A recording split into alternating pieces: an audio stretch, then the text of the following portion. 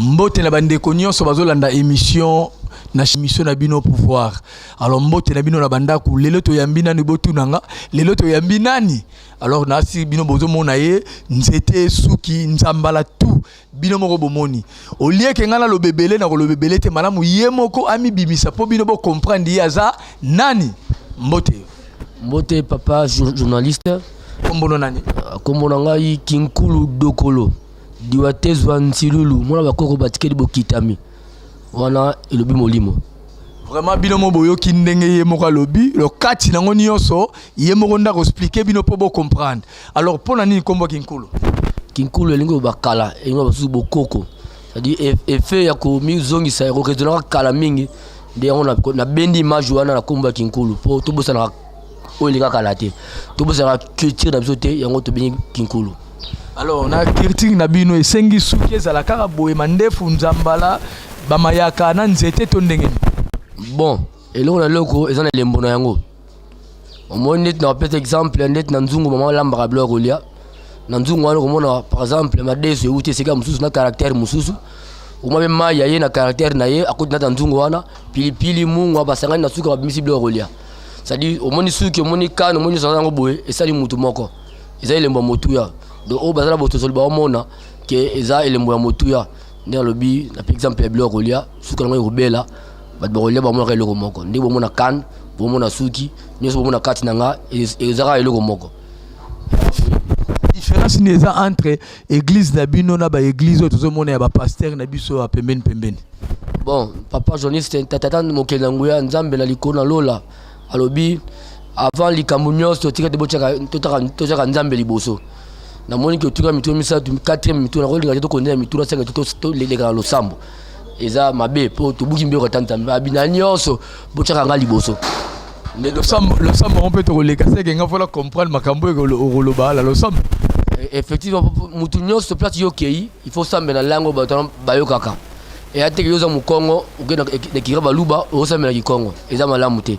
yo muluba oyele ki ba Kongo sama tiluba te yo mu Swahili okena baluba osambela Swahili eza ndengo na te so comme sika bato ba langue wana yo sambela langue na babo mamba ba comprendre comme yo oloba pour bango bon soki osengela mutu malédiction mutu osepena azo yokate alo banini amen na suka ne bolobaka eza malamu te faut ko sambela na langue o bato wana baza pembe bazo yoka o ezala bien. Merci beaucoup Mandeko bazolanda émission pouvoir avant aloba lobito banana na prière même bino na banda kunenge bauta la biso boye tozo sambela na bino elongo toleka matondo mingi pa na tata nzambe mokenda nguya pa mateo no bonsaki temps ya lelo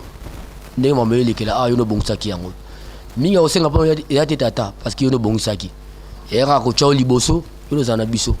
tata lobisanga makambo o eza ya yo o eza ya ngai te longo nga orgueil pour te caméra za liboso na ngai la disanga makambo ezali ya bino lobisa makambo ezali ya bino oyo ko sangisa bat kasi oyo ko kabola te place nga na zangi tata bitika te bino bo conduire ngai nzela ya molimo santo na sengi bongo na nzela na yo ne vunda sima utoko usambo na ngai yo kana pe mapa na bino batata wa mpungu tulendo na kombo na mfumo to kimbangu to sengela ka mikolo na loposo moindo ibobo tulombele bo ingeta mais tout le monde a des clips na l'histoire suka ya balobaka amen. Bon eza mabete kloba amen eloko nzo foko yibango amen ngoloba nini o ngapela lobina sengi ingeta ibobo ngoloba nini sadi na neti ngaza mu Kongo na la maîtrise mi langue na ngai neti na mi comme na Kinkulu sadi kala ka to no sengela ndenge nini to no lobaka ndengo na ingeta ngoloba peka yana même signification na amen ne lobaka amen ya ndenge moko na ingeta yani ndo na ndimi yango eza ndengo na donc eza mabete. To comment on a vraiment na mboka na biso to négliger bokoko mingi na mboka na biso to comment okota mingi likambo etalika ya mindele bon lokwa to yambi olelo meka ko expliquer biso différence ni ezali entre mundole na mutu mundu. Bon différence entre mundole na mutu mundu vraiment ezaka na misu omona le poso na bango na biso ya ndenge monte différence ka yango wana to ko sambela ndenge nini. Bon vraiment wana te senga to bana ba détail belé yo pona ngai kosambela pona kosambela mutu nyonso eza na logique o mutu sala la prière yani na mokila musuni po biso lobaka mokila musuni ezali photocopie mokila molimo c'est-à-dire nengo sala prière ndeko maka lettre na yo au bali s'adresser na chef ya likolo o kitati ba kobi pour information tinase ndenge pesa na mokili molimo ne pe kusenga pa Tanzambe tata Nzambe azalo ko la président république il est suprême na mokili so s'adresser pa nae faut quitter na moi c'est o kitati o comme na entité o ba ko servir yo prière de sala wana ndete biso na bangunza ya DKB to sambela kandenge nini to bandaka pa tata Nzambe mokili na nguya o babengi mvangi na Kikongo toye na ange protecteur ya loposo moyindo o to na kombo ya Ntinu Wamba na senge na tangi kombo na ye pa ange de lumière o to na kombo ya Mwanda Kongo na ye pa ya sauveur modong mobikisi ya loposo moyindo o to bengi Kimbangu donc pour le respect to biso tchaka mfumu Kimbangu et puis to ça na bankulu parce que mutu nyonso babotama ari na le passé na spirituel ezalaki c'est-à-dire auta yiki quelque part to kota na libota moko boye oyo libota na ezaki ba ko baleka kala o to benga bankulu to bengi bankulu po bazara biso longo to bengi bisimbi eli ko tateke no kisimbi te kisimbi ngo bate mutu munene te kisimbi za na Kikongo eli ko ba euti na verbe simba eloko lote simbi eloko moko boye net loboko na ngana ko tshelo moko likolo awa lobolo eli kisimbi eloko onga na tsheli likolo awa ezali mabeti to kisimbi c'est-à-dire ba secret nyonso ba o ba simbi yango ba bisimbi ane tata Nzambe na mokenda nguya apesa bango nde ba simba ba secret wana nde bengi ba bisimbi et puis tout na balongo yali mutu o avivaki na mokili tangu ya longi asali musala ya Nzambe longi nango atamokila molimo aza hero to koloba nde benga balongo to suksaka pa na bango nde na uti ko yebi ko foko la losambo na ngai a le kota losambo ko senga tata ngalingi boy ngala za boy tala boy na suka biso ba yini to senga na nzela nani ya mfumu Kimbangu alo tsela nzela ya mfumu Kimbangu na nzela ya mfumu Kimbangu tika to losambo na ndi na likolo yenda ko zali sambo na yo amemia ko kuda pamba te mfumu Kimbangu azali pont bolimza pour na grippe mfumu Kimbangu azali pont ya mokila musuni na mokila molimo donc nyonso oyo ko senga eko leka na ndenge ba chrétien nyonso leka ba tu ya ba japonais ba bouddhiste ba nyonso leka epa ya Buddha ndenge peza na ba religion mususu ne pa ya biso na ndila Kongo nyonso elekaka epa ya mfumu Kimbangu azali nkambankani azali ntumwa ya mvangi tata mokeli atindela biso pour le poso moni pour le biko peut-être kangola le poso oyo ezali na pasi na biloko te koleka matondo bekuta journaliste vraiment na yo kinengo lobi ba kombonio sotangi mais nengo tuno question moko est-ce que bato basambelaka Jésus basalaka mabeto malamu bon kusala mabeto lobi basali mabe basala mabete basala bobungi nde soki mudesa yebi ke eloko eza mabe nde koma mabe mais soka yebi te eza mabe te bas continuer kosambela Jésus-Christ mais bayeba ke eza mabe mais soki da mutu a comprendre ke eloko ono sa eza mabe mais ekomi mabe yo yebi ke kofinga ezala nango mabe ofingi mais eza lisumu mais tant que yebi na yo te okosaka babavire mokolo yo koyeba nde oyeba ezalaki mabe donc yo koimpose mutu te na nzela na ye tolobi kaka ke kosambela kibonzame ya pate ya pe na Bible ba verset ezali mais lelo topesa ba verset te mutu asala réflexion na ye na mutu na ye c'est-à-dire bosambela kade bosambela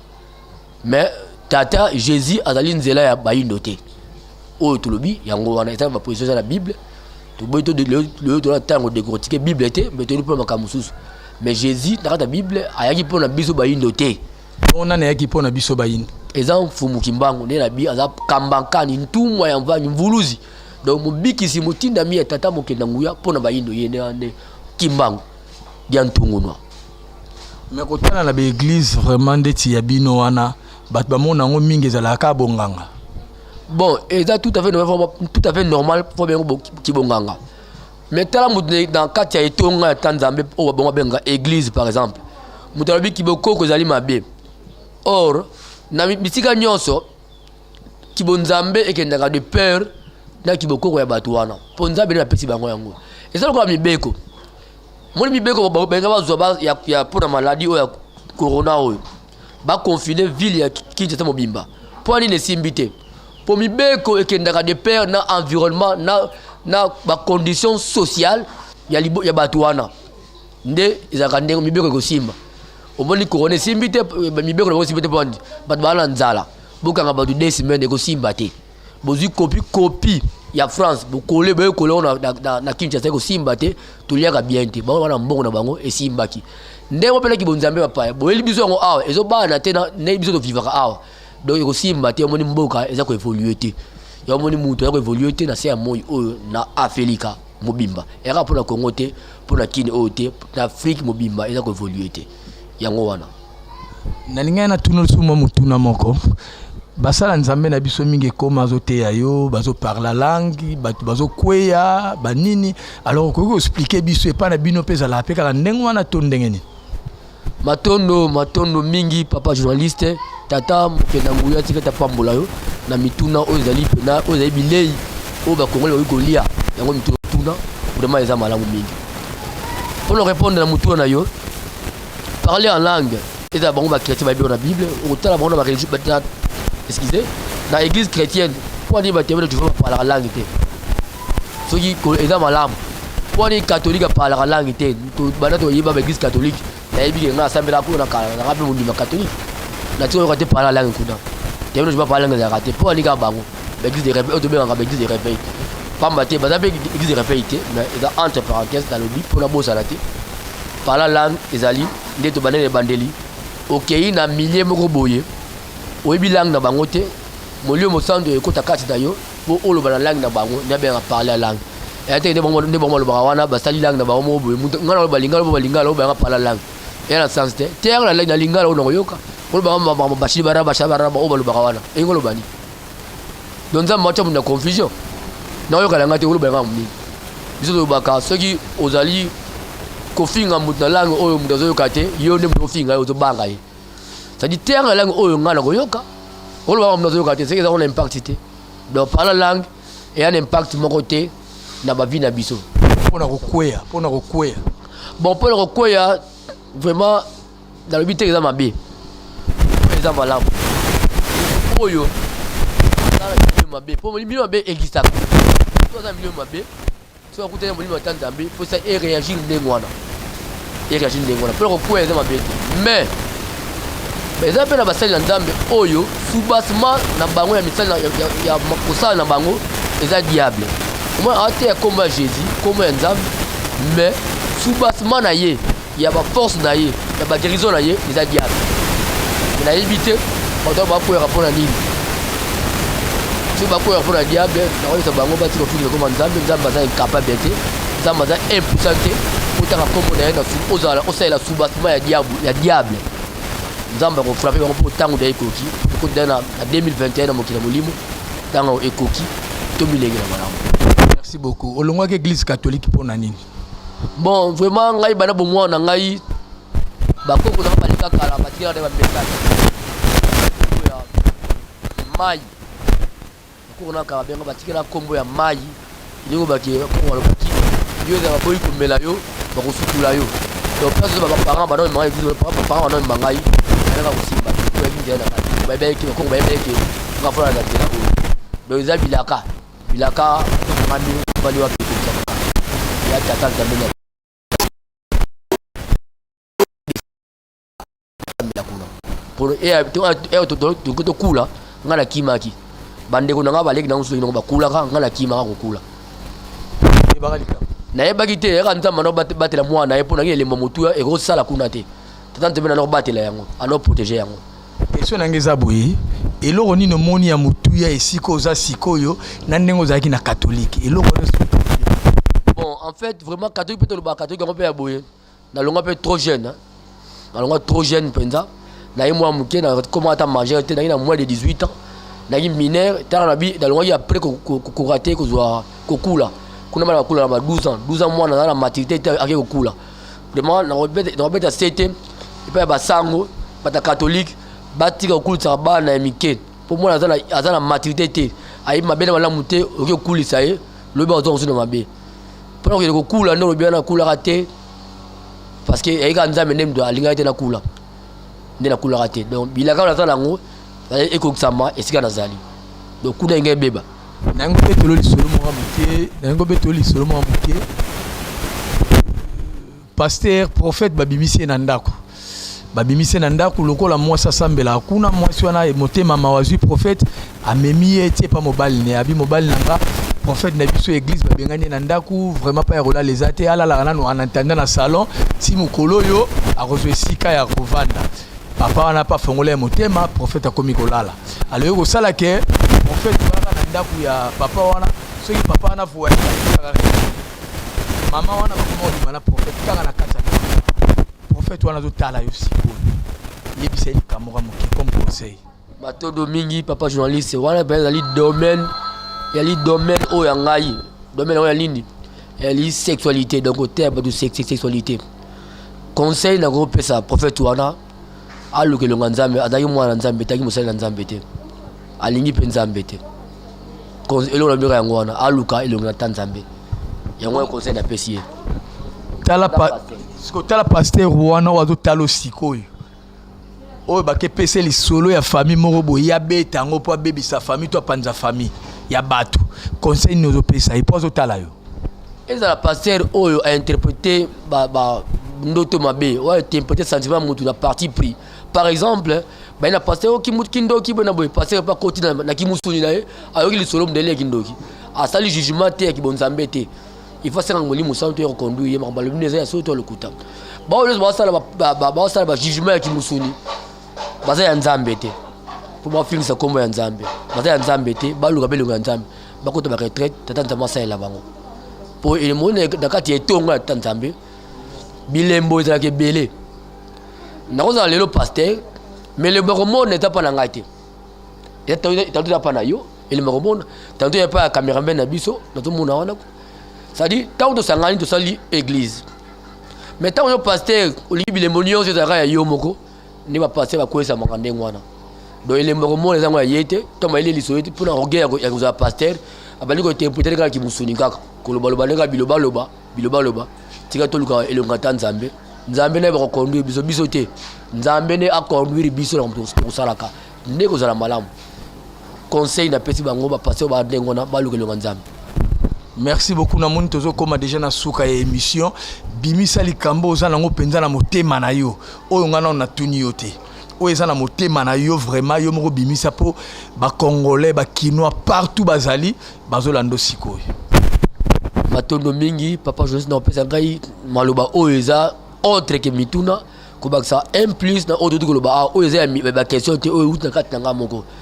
tika ete tata pambola bi apambola no yum pesa opportunité oyo lelo vraiment na bande ko ngai ba kidwa en particulier ba congolais ba africain to ba indo nyonso na mokili na mobimba ba e ba ke kimbangu oyo ba benga Simon kimbangu na kala oyo après le 6 avril akomaki kimbangu ya ntungunwa azaya ko telema likolo ya ngomba anga pesa mot d'ordre na mokila molimo pote nyonso ebongwana pour to koti 2021 année ya bilaka ya centenaire ya mfumu kimbangu banda pesa prophétie na ye eko ta 100 ans ya ngoto koti na 2021 na mokila molimo pamate le 6 avril 1921 ezaki début ya ministère ya tata kimbangu l'autre côté le 6 avril la ngoto etoko le 3 jours passés c'est dit bakamu examiné na mabele ya Felika plus précisément na kati ya Congo oyo RDC oyo tamokila molimo babenga ngo Congo dia kati eko bandela awa pour on a tous plus raffiné et bandela Kinshasa oyo ali siège ya spiritualité ya Felika nyonso eza awa tout ça la ko bokama kala mingi te totambola ba ntanzambe poto pour la bilaka wana pe na biso pamba te mokila molimo eza ko bongama pe ko lamuka lokola le 4 janvier 1959 tout ça ko bongama to bi mukolote pamba te lobeza ya tanzambe zalande ko bongama poza la surprise te mato ce numéro de téléphone. Bon, en fait, numéro de téléphone nangai dans peut-être 085 139 08 46 pour le rebander là 085 139 08 46 sur benyo zwingaite ko bater na beko ya mbayo sala message et après na WhatsApp sala message plutôt na ko yeba ko répondre pour les téléphones nous vraiment privé na simba ngo pa pambate mais sur au commun wana c'est que nous tangango nous répondre bino siège église ça matondo mingi papa na kopesa nzela ba ebasika to sanganaka siège na biso na to ba siège belé siège international actuellement ils ont na Congo central na Lukala ezakuna avant péage ya Lukala mais na kid awa biso sanganaka na commune ya Kisenso côté ya maison pe commune ya Kisenso na quartier Régie na balabala Kimani numéro 44 to sangana kuna epa ya papa numéro 1 papa Kambaji na PCB mbote mingi sikazali numéro 2 papa Lutubakio na PCB mbote mingi sikazali pe bandeko nyonso oyo basukanga misala ya tata Nzambe e kende liboso na kati ya mbanza na biso ya DKB Kimani epa ya mama Nekisenso eba ko yingela bilaka nyonso eko kisamba na nzela ya mbanza tikate tata Mokenanguya abatela biso nyonso. Merci beaucoup bandeko balandi émission pouvoir. J'espère binomo boyo ki ndenge nini ndeko alobi par rapport différence ya église na bango eza kinganga te kindoki te mais bazo sambela kaka mais ko sambela penza Yesu ndenge ba ninga musu bakendaka bango eza ndenge wana te alors mutamtata na ndenge na bango basambela ka vraiment émission comme na suka mbote mingi na bandeko nyonso balandi émission na sima ya caméra tozana l'effort azawana et puis bato balandi émission na biso ndeko Dudu azawana vraiment mbote mingi na bandeko nyonso balandi émission partout bozali o bazana mikile bapaya la poto Willy Kalume ya yo yango wana Claudine Mbuku Célie Diwa Papi Mpingulu vraiment Bibi Chouambi papa langa Soni Ntilulu papa langa Jacques Ngunia vraiment bambote na bino nyonso yango wana bozala bie bana poto baza ebele ya kosakana te bozala bie kimie za la kati na bino ozala besoin ya kosolola na ndeko oyo ngala yambi na plateau lelo benga ye mbana moko na numéro na ye moko bosolola mutuna eza ya kotuna benga ye tuna ye ya ko répondre yo vraiment botika la malamu oyo ngala bombela bino lelo yeyo atake moto andimela Nzambe ya solo eloko la nzoto na ye eza na sine nango eza na bilembo nango nzete boyoki expliquer bino suki expliquer mayaka Nzamba la nyonso expliquer bino botika malamu na mabota na bino Janidi wayeyo toleka